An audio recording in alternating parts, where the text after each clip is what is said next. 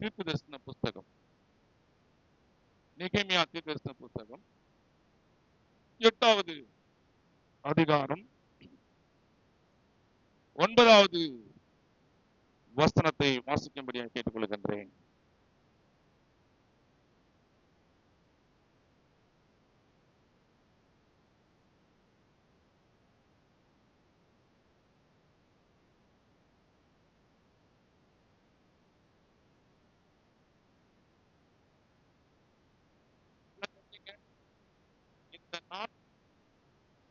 இந்த நாள் உங்கள் தேவனாகிய கர்த்தருக்கு பரிசுத்தம். எத்தனை நம்புறீங்க? நாள் எங்க இருக்கிற பரிசுத்தமான நாள்?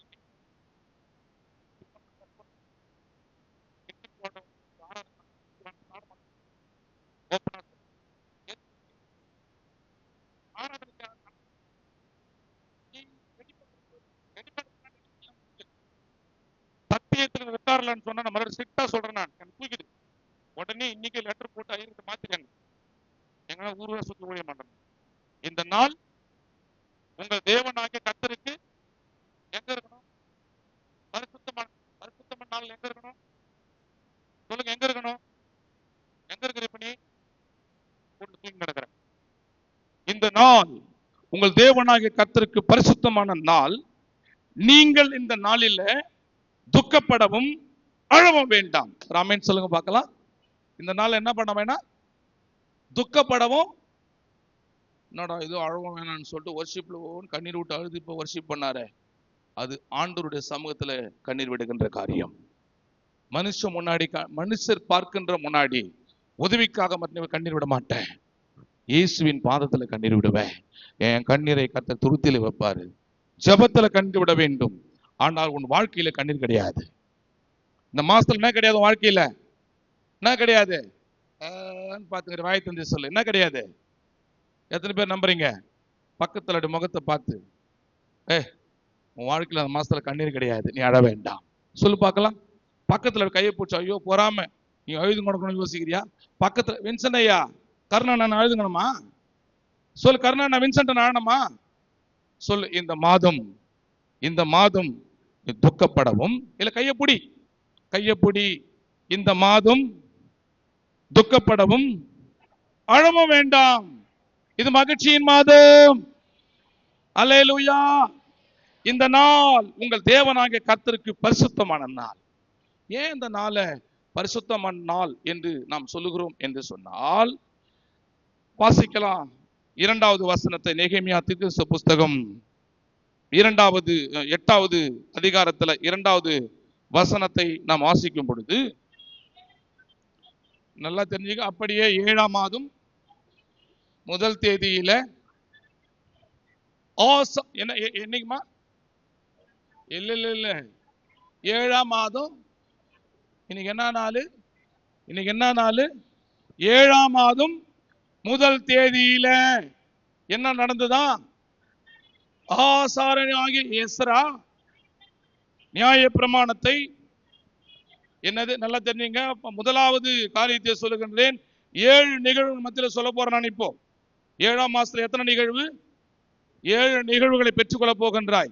முதலாவது ஆண்டுடைய ஆசீர்வாதம் அந்த 7வது மாதத்துல 7ஆம் மாதம் முதல் தேதியில இந்த ஆண்டவராகிய கடவுள் எஸ்ராவுக்கும் நெகேமியாவுக்கும் தீர்க்கதரிசனமான வார்த்தைகளை சொல்லும் பொழுது, அந்த எஸ்ரா இப்படி முன்பதாக நின்று நியாயப்பிரமாண புஸ்தகத்தை, பரிசுத்த வேதத்தை பிரித்து புருஷரும் ஸ்திரீகளும் அறிந்து கொள்ளும்படி ஒருமனப்பட்டு சபைக்கு முன்பாக கொண்டு வந்து,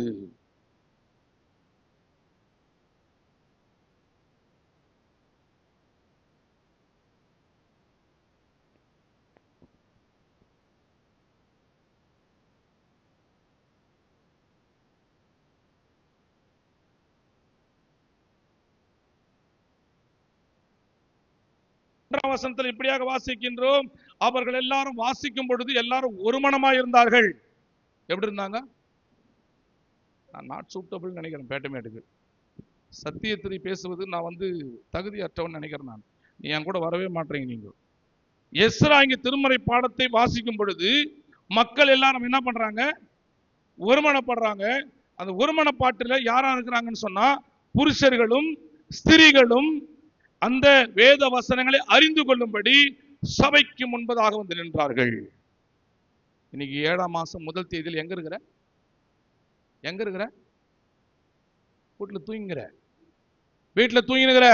எங்க உன் குடும்பம்? எங்க உன் கணவர்? எங்க உன் பிள்ளை? எங்க உன் திருச்சபையார்? எங்க?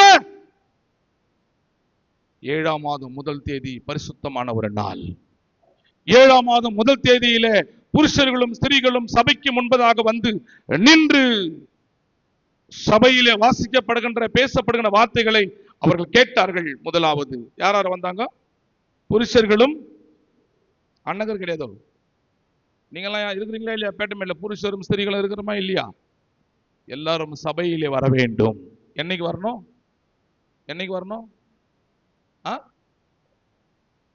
இருங்க அந்த அக்கா சொல்லுது, என்னைக்கு வரணும்? நான் எதன்னா மாதத்தின் முதல் நாள் என்ன உச்சச்சுனா இப்ப நான் சொன்ன வார்த்தைக்கு என் கூட வா.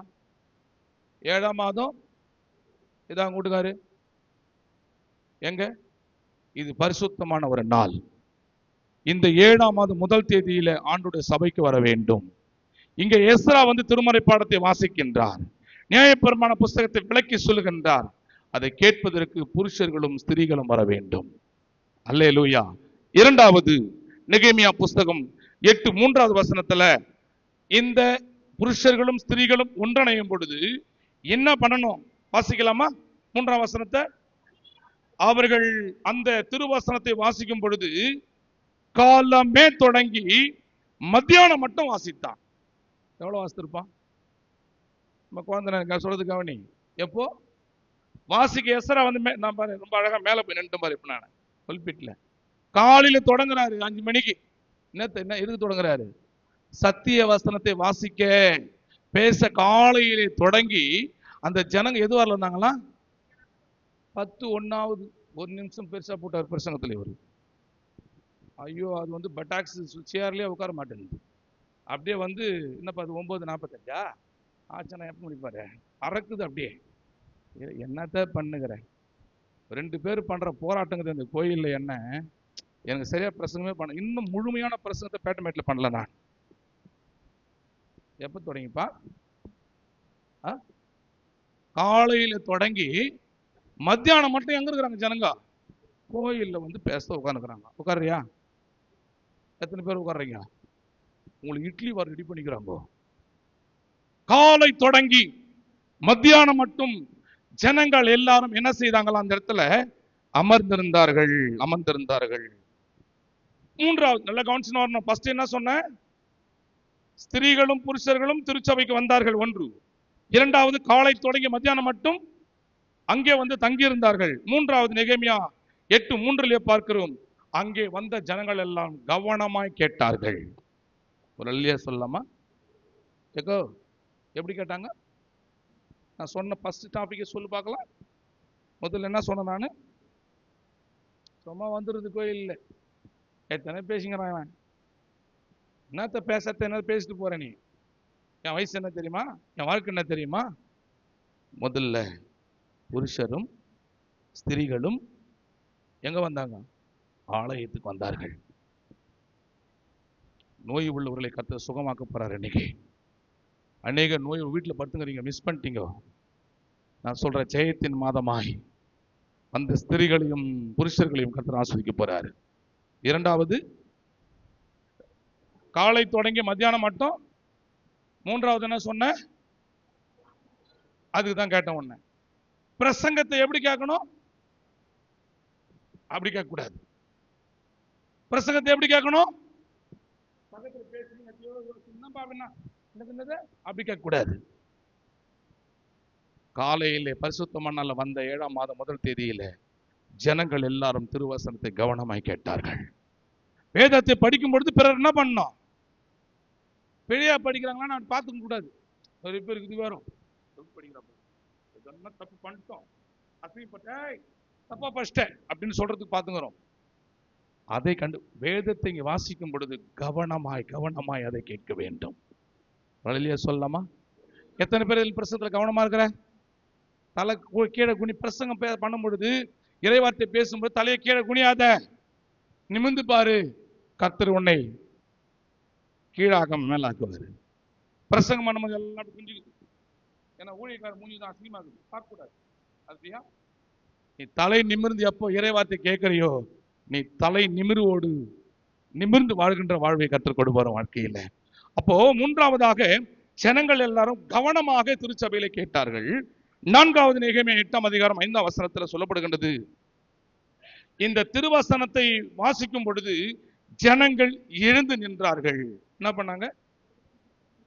வேதம் படிக்கும்போது எழுந்து நிக்கணுமா, நிக்க கூடாதா? சுவிசேஷ பாடம் அப்படின்னு சொல்றோம், கோட்டக்கால் பொண்ணு உட்காந்துக்கிறான், நம்மால் சேரல. சுவிசேஷ பாடம் நடக்கும் போது வந்து எழுந்துக்கிறாங்க. ஆட்டம் ஓர்ஷிப் பண்ணும்போது, ஆராதனை பண்ணும்போது, பாடல் பாடும்போது, கடவுளை ஆராதிக்க எழுந்து நிக்கணும். நீ உட்கார்ந்து ஊரு கதை பேசினுக்கிற இன்னைக்கு. சாபத்தை சம்பாதிக்காத. ஜனங்கள் எல்லாரும் 1ஆம் தேதி 7ஆம் மாசத்துல திருச்சபையில திருவசனத்தை வாசிக்கும் பொழுது எழுந்து நின்றார்கள். அதனாலதான் நமக்கு பிராக்டிஸ் வந்து சங்கீதத்தில் என்ன பண்ணோம், சுவிசேஷத்தில் என்ன பண்ணோம், திருவசனத்தை படிக்கும் பொழுது. இனிமேல் எழுந்துக்காம இருப்பியா? உன்னால முடியல, நில்லு. வசனத்துக்கு மரியாதை கொடுப்பது, புரியுதா? எழுந்து நின்றார்கள் இல்லையா? 4வது. 5வது நெகேமியா 8:6 வாசிக்கின்றோம். இந்த எழுந்து நின்ற ஜனங்கள் என்ன பண்றாங்க அப்படின்னு சொன்னா, ஆராதனை பாடல் அப்படின்னா எழுந்து நிற்க சொல்ற மொத்த பெரியும் என்ன பண்ணணும், எழுந்து நின்று 6ஆம் வசனத்துல கர்த்தரை ஸ்தோத்தரித்தான். எழுந்து நிற்க என்ன பண்ணணும்?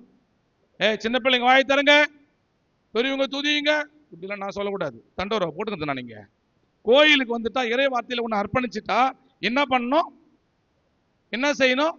ஆண்டவரை துதிக்க வேண்டும். இங்க எஸ்ரா படிக்கும் பொழுது ஆண்டவரை ஸ்தோத்தரித்தான். கண்டினியூ படிக்கலாம் வசனத்தை. ஸ்தோத்தரிக்கும் பொழுது என்ன பண்றாங்க தெரியுமா? அந்த இடத்துல அவருடைய கைகளை அவர்கள் ஒன்றாக குவித்தார்கள். அப்படின்னா என்னது? ஆராதனை பாட்டு பாடும்போது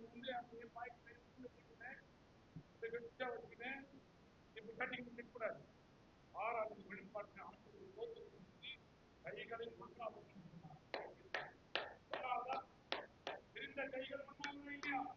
அப்போ ஆராதனையில் இந்த எஸ்ரா வேதத்தை வாசிக்கும் ஜனங்கள் எல்லாரும் என்ன பண்ணாங்கன்னா, கர்த்தரை ஸ்தோத்தரித்து கைகளை குவித்து என்ன சொல்றேன்னு சொன்னா, நான் வேற எதனா கெட்ட வார்த்தை சொல்றேன், ஆமேன்னு சொல்லுமா?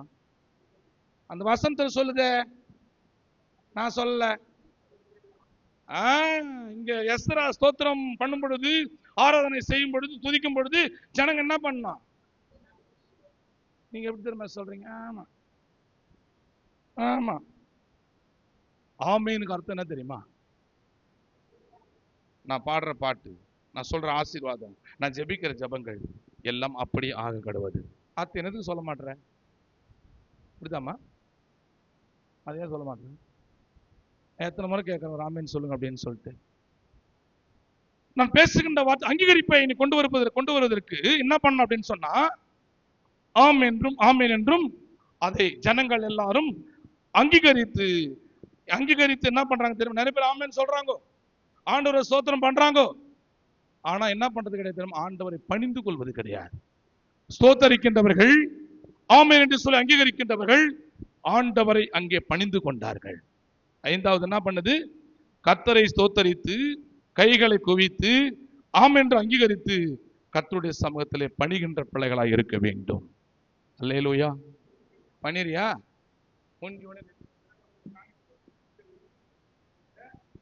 பைபிள் படி போது கிடையாது, பிரசங்கம் பண்ண பார்த்து கிடையாது, கோயில் அசால்ட்டா லேட்டா வருது, காணி போய் மட்டும் முதல்ல தூக்குறேன். நீ வெட்டியே போட்டுறவன நான் திருட்டு வேலையை பண்ண பாருங்க. அந்த இடத்துல அவ்வளவு நம்பிக்கை இல்லை உங்களுக்கு. ஊழியர் ஜெபம் பண்ணி எடுத்து வரணும் அந்த இடத்துல. புரியுதுங்களா? ஆராதனை முடிந்து பணிவு வேண்டும் வாழ்க்கையில.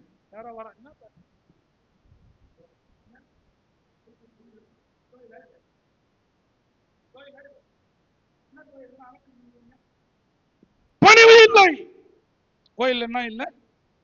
நீ வந்தேனா இங்க பணிந்து குனிந்து ஆண்டவர் ஆராதிக்க அழைக்கப்படுற.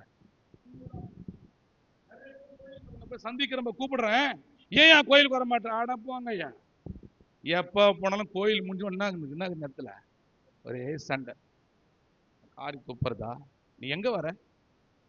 ஸ்தோத்தரிக்கின்றவர்கள், ஆமென் என்று சொல்லி அங்கீகரிக்கின்றவர்கள் இறை வார்த்தை கேட்கின்றவர்கள் பணிந்து, பணிவு, ஆராதனை கலந்து கொள்ள பணிவு வேண்டும். இருக்குதா? இருக்குதா? இந்த 7ஆம் மாசத்துல 1ஆம் தேதி உங்களுக்கு பணிவு வர வேண்டும். பணிந்து கர்த்தரை இவர்கள் எல்லாரும் ஏற்றுக்கொண்டார்கள். 6வதாக நெகேமியா 8ஆம் அதிகாரம் 7, 8, 9 மிக அழகாய் சுருக்கி 6வது காரியங்களாக இங்கே நெகேமியா எஸ்ராவின் வழியாக போதிக்கப்படுகின்ற வார்த்தைகள் வாசிக்கலாம். 7வது வசனத்தை இங்கே வார்த்தைகளை கேட்கின்றார்கள் எல்லாரும். அல்லேலூயா.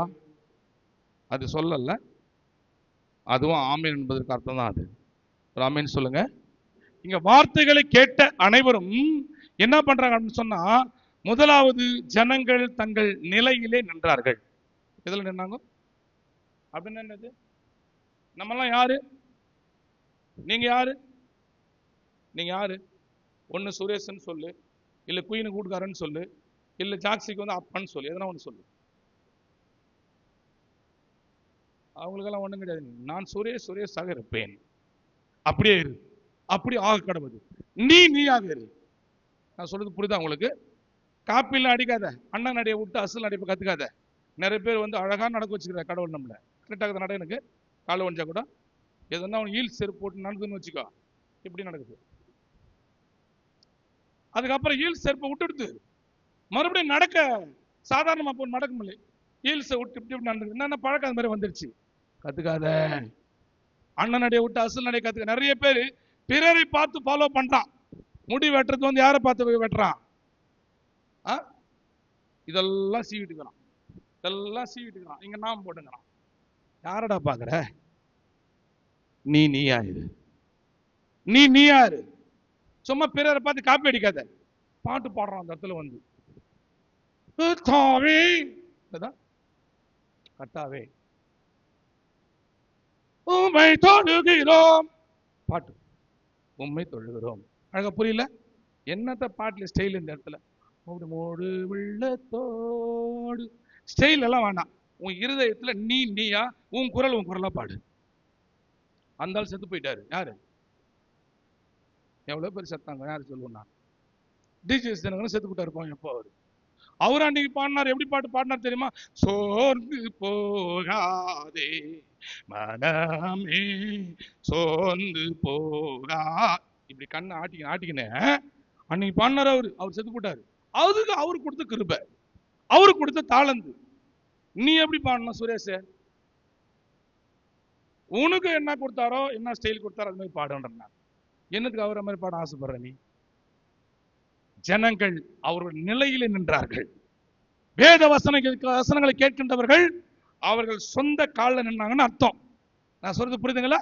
ஜனங்கள் 6வதாக என்ன பண்றாங்கன்னு சொன்னா, தங்கள் நிலையிலே நின்றார்கள்.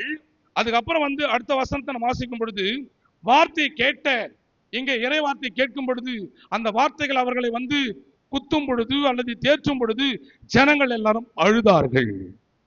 வேதவசனம் வாசிக்கும் பொழுது அந்த வேதவசன வார்த்தைகள் அவர்களை தொடும் பொழுது அவர்கள் என்ன பண்ணாங்க?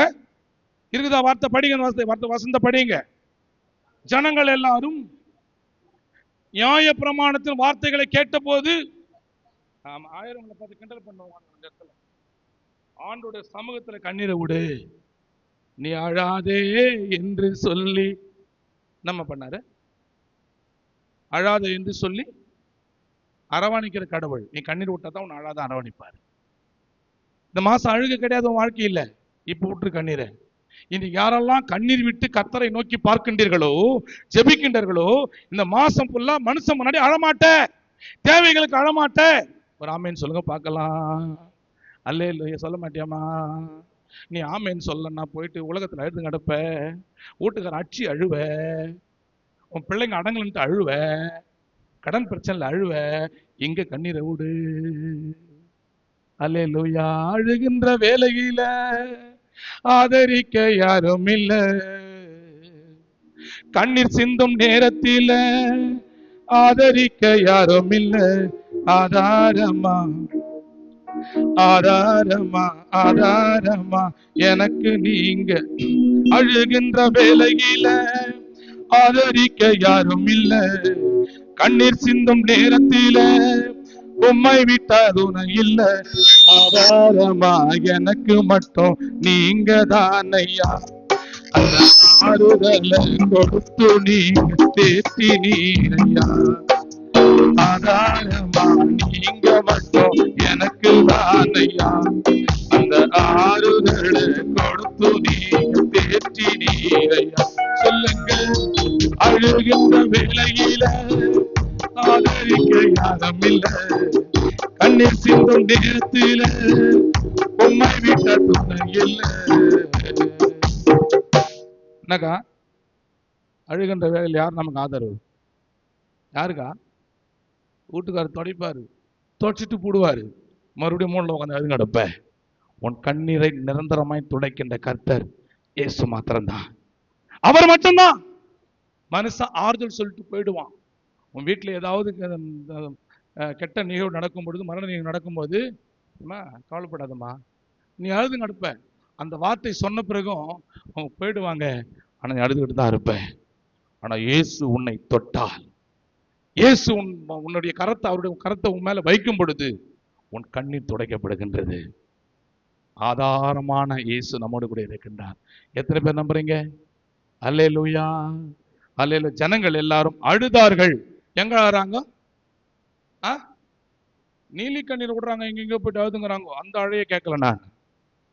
இயேசு முன்பதாக வேத வசனங்களை படிக்கும் பொழுது, கேட்கும் பொழுது, பரிசுத்தாவின் பாவத்தை விளக்கும் பொழுது, ஆண்டவரை என்னையும் மன்னித்து ஏற்றுக்கொண்டீரே, உன் வசனம் என்னை தேற்றுகிறதே என்று சொல்லி உன் கண்ணீர் திருச்சபையிலே நனைய வேண்டும், குளமாக வேண்டும். என்னையும் வாழ வைக்கிறேன். நான் பரிசுத்தவான் அல்ல, என்னையும் நீ பாதுகாக்கின்றேன்.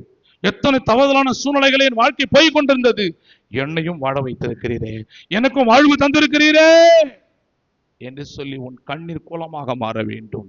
வேத வசனத்தை கேட்கும் பொழுது ஜனங்கள் அங்கே அழுதார்கள். வேத வசனத்தை கேட்கும் பொழுது தங்கள் நிலையிலே நின்றார்கள். 6வது 7வது காரியமாக நெகேமியா தீர்க்கதரிசி புஸ்தகம் 8ஆம் அதிகாரம் 10வது வசனத்தை இப்படியாக நாம் வாசிக்கின்றோம். வாசிக்கலாமா? அவர்களை நோக்கி, ஏமா, ஜூலை மாசம் உனக்கு கொழுமையான ஆகாரத்தை கர்த்தர் கொடுக்கிறார். எத்தனை பேர் ஆமென் சொல்றேன்? அல்லேலூயா சொல்லுங்களேன்.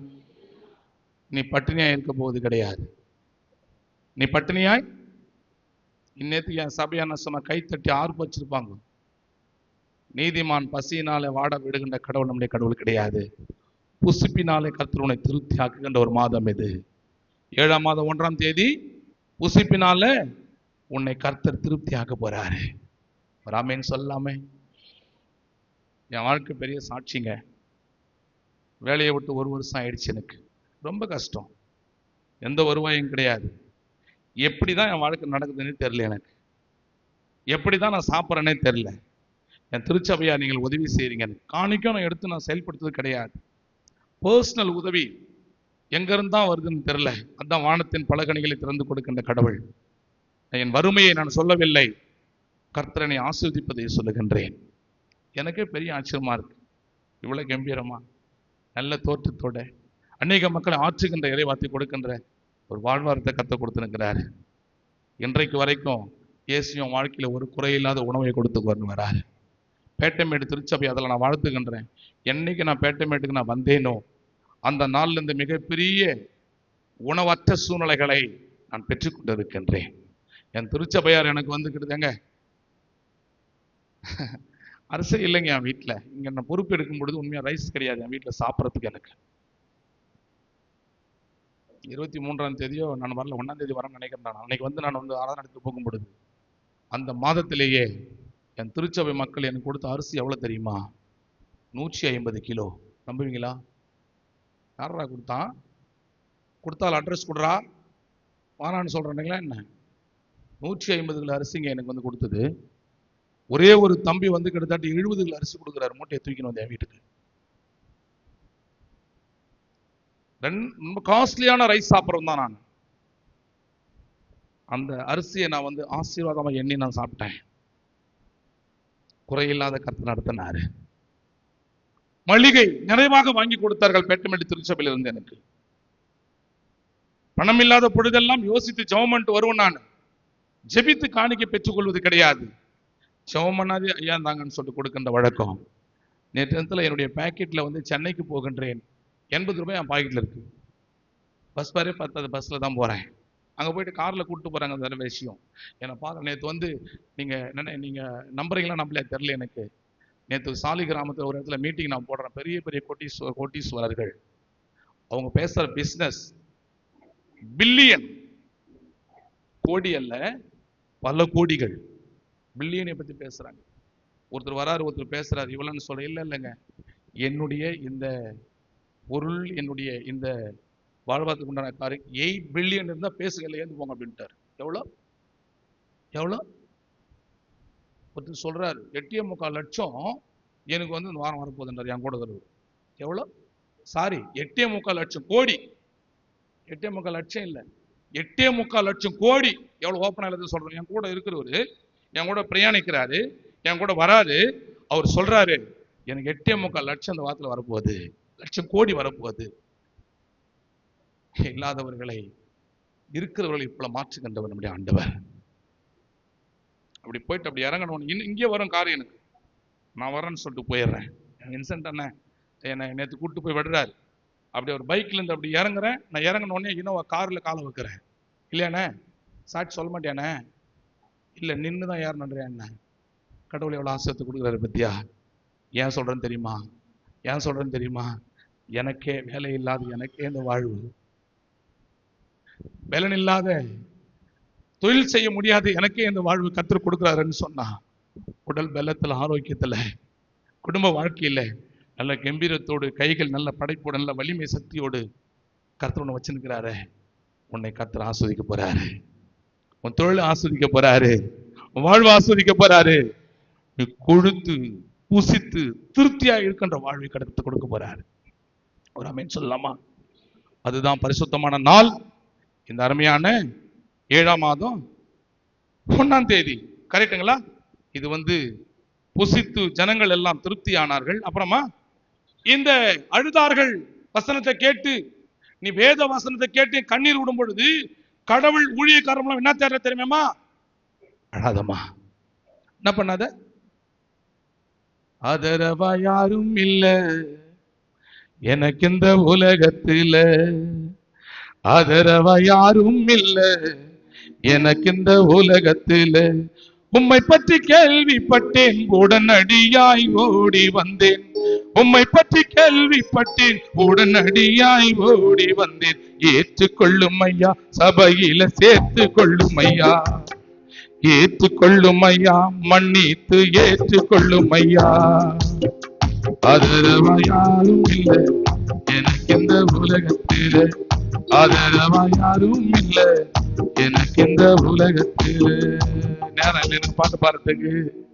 வாழ்வே நீர்தானா என்ன சொல்லி பாடல் பாடும் பொழுது நான் அழுதேன். என் ஆண்டவர் என் கண்ணீரை பார்த்தா நம்ம என்ன பண்ண தெரியுமா? அழறப்பா, உனக்கு வாழ்வை கொடுக்கின்ற இயேசு நான் இருக்கிறேன். அப்போ இங்க இவர்கள் புசித்து திருப்தியா இருக்கின்ற சூழ்நிலையில இவர்கள் எல்லாரும் அழுது கொண்டிருந்த வாழ்வை பார்த்து எஸ்ராவின் வழியாக சொல்லப்படுகின்ற வார்த்தை, நீங்கள் அழாதிருங்கள். வசனத்தை படிக்க பார்க்கலாம். என்ன பண்ணாதிருங்க நீங்க? என்னதுப்பா முதல்ல சொன்ன என்னதுப்பா? அது அப்படித்தானே இருக்குது பைபிள்ல. என்ன அது? இருமா, என்னது மதுரமானது? நீதான் படிச்ச. மதுரமானது குடித்து என்னது? மதுரமானது குடிக்கணுமா? நம்ம மதுபானது குடிக்கூடாது. மதுரமானது விலை உயர்ந்த உடலுக்கு ஹெல்த்தியான நிகழ்வுகளை, பழ வகைகளை நாம் சாப்பிடணும். அது ஜூஸ் போட்டு குடிக்கணும். அது புளிக்க வச்சு குடிக்கூடாது. ஃப்ரெஷ்ஷா ஆண்டவர் உன்னை ஆஸ்வதிக்கின்றவர். புரியுதா? கானா ஒரு கல்யாணத்துல என்ன நடந்தது? திராட்சை ரசம் குறைவா போயிடுச்சு. அதுல முதல்ல குடிச்சவங்க எல்லாம் அப்படியே வந்து குடிச்சு குட்டி பத்துங்க நடக்குது பைபிள். அதுல அது போதை ஏறது கிடையாது, அது மதுரமான குடிநீர். ராமேன்னு சொல்லுங்க. இந்த மாதத்துல ஆண்டவர் உங்களுக்கு என்ன ஜூஸ் கொடுக்க போறாரு? பலாப்பழம் ஜூஸ் கொடுக்க போறாரு. கேள்விப்பட்டதே இல்லைல்ல? ஆப்பிள் ஜூஸ் கொடுக்க போறாரு. நான் சொல்றது புரியுதா? ஃப்ரெஷ்ஷா கெமிக்கல் போட்டது கிடையாது. இல்லையாம்மா? உனக்கு என்ன ஜூஸ் பிடிக்கும்? எனக்கு விரோதியே ஜூஸ் தாயா, அதை குடிச்சா தொண்டை போடுதியா, ஐஸ் வாட்டர் எனக்கு ஆகாது, குடிச்சுன்னுக்கிறேன் ஃபுல்லா, நான் ஒரு குறைவும் இல்லாமல் இருக்கிறேன். என்ன குடிக்கணும்? மதுரமானதை, மதுரமானதை, கடவுள் படைத்த படைப்புகளை உட்கொண்டு திருப்தியாய் இருக்கின்ற வாழ்வாதாரத்தை உன் வாழ்க்கையிலே நீ பெற்றுக்கொண்டு, அப்புறமா என்னது? ஒன்றும் இல்லாதவர்களுக்கு உன் பங்கு அனுப்புன்றார். வச்சுங்க பத்தியா? கோயில்ல வந்து இல்லாதவர்களுக்கு உதவி செய். உன்னை நேசிக்கிறவர்களையே நீ நேசித்தால் அதெல்லாம் கிடையாது. எல்லாம் என்னைங்கன்னா திலகா, ஐயா நீ கஷ்டப்படுறன்னு கேள்விப்பட்டேன், இந்த 1 கிலோ அரிசி கொத்திருப்பியா, இந்த ஒரு 100 ரூபாய் காணிக்க, கஷ்டப்படுற நீ படு, அப்பதான் ஊரை விட்டு போவ. நீ இல்லாதவர்களுக்கு கொடுக்கின்ற ஒரு வாழ்வாதாரம். 7ஆம் மாசம் 1ஆம் தேதியில சாமி சொல்றாரு, கொடுக்கின்ற கரங்களா என் கரங்களா ஏற்படுத்துறாரு. நான் சொல்றது புரியுதுங்களா? உன்னை ஆண்டவர் கொடுக்கின்ற கரங்களா, வாங்குகின்ற கரங்களா கிடையாது. நீ கொடுக்கின்ற மகளாக மகனாக மாற போகின்றாய். எத்தனை பேருக்கு சந்தோஷம்? இப்படி வச்சுட்டு படிப்பா. என்ன நாள்? பரிசுத்தம் பண்ணாலும் தூங்குவியா நீ? காலையில இது பரிசுத்தம் பண்ணாலும் தூங்குவியா? உன் வேலையை பாப்பியா? திரும்பவும் சொல்லுகின்றேன், இன்னைக்கு கோயிலுக்கு வராதவங்க ஜூலை மாதம் முழுவதுமாக தயவு செய்து எனக்கு தோத்திரம் பண்ண வேண்டாம் என்பதை அன்போடு கேட்டுக்கொள்கின்றேன். கடவுளுடைய இறை வார்த்தையில 1வது ராஜ்யத்தில் இவ்வளவு எஃபோர்ட் எடுத்து நம்ம நடத்துறோம்னு சொன்னா, இதிலே நீங்கள் இணைந்திருக்க வேண்டும், இதிலே நீங்கள் உறுதியாக இருக்க வேண்டும். இல்லையாப்பா? என்ன படிச்சு நீ? ஒன்றுமில்ல கொடுத்துட்டு அந்த பரிசுத்தமான நாளை அனுசரிக்க நம்ம அழைக்கப்படுகின்றோம். அடுத்து என்னது? நான் என்ன தலைப்பு என்ன சொன்னேன்? இந்த மாச தலைப்பு என்ன சொன்ன? பிரான்சிஸ் இருங்க, பிரான்சிஸ் கேட்கறேன் நான், எல்லாம் தெரிஞ்ச மாதிரி இருக்கிற சொல்லுப்பா. அத்தை பார்த்த சொன்னவன் நான் உன்ன இந்த மாதத்தின் மகிழ்ச்சியில் மன்னவரின் ஆசீர்வாதம். உன்னை கடவுள் என்ன பண்றாரு? மகிழ்ச்சி உள்ள பிள்ளைகளா மாத்த போறாரு. எத்தனை பேர் சந்தோஷம்? நாற்றமாக இருந்த வாழ்வை வாசமாக மாத்தினாரே, பாவியாக இருந்த என்னை பரிசுத்தமாய் மாத்தினாரே. மகிழ்ச்சியோடு துதிக்கிறோம், மனம் மகிழ்ந்து துதிக்கிறோம் மன்னவரே இயேசு ராஜா. எங்கள் மனதில் பூத்து மனம் வீசும் ரோஜா இயேசு ராஜா. மகிழ்ச்சியா இருக்கணும், சந்தோஷமா இருக்கணும். எத்தனை பேர் திட்டிக்கிறான் தெரியுமா? டேய் அறிவில்லை உனக்கு, நான் வேலைக்கு போவானா 6:30 மணி அது முடிக்க மாட்டேன். எத்தனை பேர் மகிழ்ச்சியற்ற வாழ்வில் இருக்கின்றோம்? இன்னைக்கு உன்னை மகிழ்ச்சியா மாற்றுகின்ற ஒரு நாள் தான் இந்த நாள். 7வது மாதம் மகிழ்ச்சியின் கொண்டாட்டத்தை, சந்தோஷத்தின் கொண்டாட்டத்தை அனுபவிக்கின்ற ஒரு மாதமாய் கர்த்தர் மாற்றுகின்றார். 7 காரியங்களை சொல்லியிருக்கிறேன், சரிங்களா? அப்படியே முன்னாடி கொண்டா, மாடு ஆசைப்படுற மாதிரி முன்னாடி கொண்டாரு. நான் கேட்க போறேன் கேள்வி. இப்ப நான் லேவியராகம புஸ்தகம் 23ஆம் அதிகாரம் 24ஆம் வசனத்தை வாசிக்கலாம். எடுத்துங்க பாஸ்டா, வாசிங்க, சீக்கிரம் வாசிங்க. இன்னொருத்தர் என்னாகமம் 29:1 எடுத்துங்க. இன்னொருத்தர் எஸ்ரா 3:6 எடுத்துங்க. சீக்கிரம் வாசிங்க. முதல்ல லேவியராகமம் 23:24. எவ்வளவு நேரமா சொல்ல வேண்டியது என்னவென்றால், 7ஆம் மாதம் வின்சென்ட் அண்ணா, இஸ்ரவேல் புத்திரர் தானே நீங்க, உங்களுக்கு சாமி என்ன சொல்றாரு? 7ஆம் மாதம் 1ஆம் தேதி. என்ன சத்தம் இன்னைக்கு? அதனால்தான் கீபோர்டு சத்தம் இன்னைக்கு. எக்கால சத்தம் வாசியுமா? அடுத்து இது என்னாகமம் வாசித்தீங்களா? எஸ்ரா 3, என்னாகமம் 29:1 முன்னாடியே ரெஃபரன்ஸ் சொன்னா இல்லையா? என்னமா நல்லா குறிச்சு வச்சுக்கோ. 7ஆம் மாசம் இது முதல் தேதியில பரிசுத்த சபை கூடும். எத்தனை பேர் இன்னைக்கு சபை கூடுதலை விட்டு விடுகின்றீர்கள்? 7ஆம் மாதம் முதல் தேதி என்ன நாள்? பரிசுத்த சபை கூடுகின்ற ஒரு நாள். எஸ்ரா 3:6 வாசிக்கின்றோம். சீக்கிரம் வாசிங்க. எஸ்ரா 3:6 பாஸ்ட். 7ஆம் மாதம் முதல் தேதியில, 7ஆம் மாதம் முதல் தேதியில கர்த்தருக்கு சர்வாங்க தகன பலிகளை செலுத்துகின்ற நாள் இது. இந்த 7ஆம் மாசம் முதல் தேதி எத்தனை பேர் வந்திருக்கிறோம்? கர்த்தர் ஆசீர்வதிக்கிறாரு. ஏன்னு சொன்னா 7ஆம் மாதம் பரிபூர்ணமான ஒரு மாதம். இருக்கிற எண்களிலேயே 7 என்கின்ற எண்ணு தான் என்ன எண்ணு? அது 1 2 கணக்குல வர எண்ணு. 7 என்கின்ற எண்ணு என்ன எண்ணு? என்னப்பா முறைகிற? என்ன எண்ணு? 7 எண்ணு? ஐயோ ஐயோ, மேல இருந்து கீழே வருது. அந்த எண்ணு முழுமையை குறிக்கின்றது. கல்வாரி சிலுவையில் ஆண்டவராக இயேசு கிறிஸ்து 8 வார்த்தை பேசிக்கலாம், 10 வார்த்தை பேசிக்கலாம். ஏன்னா ரைட்ஸ் இல்லையா அவருக்கு? ஏன் 7 பேசி முடிக்கிறாரு? வாழ்வாதாரத்தின் முழுமையை குறிக்கின்ற 7. ஆண்டவராக கடவுள் காலத்தையும் நாட்களையும் உருவாக்கும் பொழுது ஒரு வாரத்திற்கு நாயை தரேன். எத்தனை நாள் என்ன பண்ற? 7ஆவது நாள்ல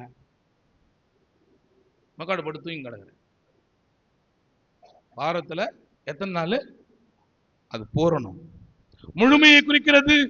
அதனால்தான் முதலாவது ராஜ்யத்தை ஞாயிற்றுக்கிழமை தேடுன்னு சொல்ற 7 நாள்ல உனக்கு 6 நாள் ஆசீர்வாதமா இருக்கும். அதனால்தான் ஆண்டவராய் கடவுள் 6 நாட்கள் எல்லா படைப்புகளும் படைத்து 7ஆம் நாள்ல ஓய்ந்திருந்தார், முழுமையான வாழ்வை பெற்றுக் கொள்வதற்காக. புரியுதா? ஹாஸ்பிட்டல் கூப்பிடுறாங்கயா, வேலைக்கு கூப்பிடுறாங்கயா, ஓட்டிக்கு போனையா, டூட்டிக்கு போன, என்னைக்கு ஓய்வு நாள் இல்ல. முழுமையான வாழ்வை பெற்றுக்கொள்வதற்கு அந்த 7ஆம் நாளை, வாரத்தின் முதல் நாளை, கன்ஃபியூஷா இருக்குல்ல, வாரத்தின் முதல் நாள் 7 நாள் சொல்லும்போது அது வேற ஹிஸ்டரி. அதனால வாரத்தின் முதல் நாள்ல 7ல முதல் எண்ணில் ஞாயிற்றுக்கிழமையில கடவுளை தொழுது கொள்ள கடவுள் நம்மை அழைக்கின்றார். 7 வாரத்துல 7, இயேசுவின் வார்த்தையில 7, சபைகளிலே 7. வெளிப்படுத்தின விசேஷம் எத்தனை சபைகளை குறித்து நான் பேசணும்? 7 சபைகள், பூரணமான ஒரு சபை. கடவுளுடைய படைப்பு 7 நாட்கள். என் அன்புக்குரிய மக்களே, உங்களை கடவுள் தேர்ச்சுகின்றார். இந்த நாளுக்குரிய திருமறை படத்துல லூக்கா சுவிசேஷம் 6ஆம் அதிகாரம் 21ஆம் வசனத்தை வாசிக்கலாம் அப்படின்னு சொன்னா, என் ஆண்டவர் கொடுக்கின்ற, நான் சொன்ன பாத்தீங்களா, இந்த நாள் உங்கள் தேவனாய் கர்த்தருக்கு பரிசுத்தமான நாள், நீங்கள் துக்கப்படவும் அழவும் வேண்டாம். இந்த நாள்ல இந்த நாளுக்கு திருமறை படத்துல சொல்றாரு. 6:21 வாசிப்போம். இப்பொழுது பசியா இருக்கிற நீங்கள் பாக்கியவான்கள். அழிஞ்சிட்டோம். இப்பொழுது அழுகிற நீங்கள் பாக்கியவான்கள், நீங்கள் இனிமேல் அழ மாட்டீங்க. திருவிழுத்து ரொம்ப அழகா இருக்குது. இப்பொழுது நீங்கள் இனிமேல் வாழ்க்கையில் என்ன கிடையாது நம்பர் என்ன சொல்றத கோயிலில் வந்து அழுதுங்கிறோம். இனிமேல் நம்ம வாழ்க்கையில் என்ன கிடையாது? அழ கிடையாது. எத்தனை பேர் நம்புறீங்க? என் வார்த்தை நம்பினீங்களா இந்த மாசம் ஃபுல்லா நீங்க மனுஷன் முன்னாடி கண்ணீர் விட மாட்டீங்க, தேவைக்கு கண்ணீர் விட மாட்டீங்க, ஏங்க மாட்டீங்க. கர்த்தர் உன்னை மகிழ்ச்சியாய் வைக்கின்ற ஒரு மாதம் இது. கண்களை மூடுவோம். பரிசுத்த பிதாவே, 7ஆம் மாதம் முதல் தேதியில கடவுளுடைய அன்பை பெற்றுக்கொண்ட பிள்ளைகளாய் எங்களை கர்த்தர் வழிநடத்திருக்கின்றேன். உமக்கு நன்றி. இறைவார்த்தையிலே கர்த்தர் போதிப்பை கொடுத்திருக்கின்றேன். உமக்கு ஸ்தோத்திரம். நிறைவான ஆசீர்வாத வாழ்வை தந்தருளும். இயேசுவின் நாமத்தில் ஜெபிக்கிறோம் எங்கள் அன்பின் பரிசுத்த பிதாவே, ஆமென். அன்பிற்குரியவர்களே, அருமையான நாளில் வந்திருக்கிறோம்.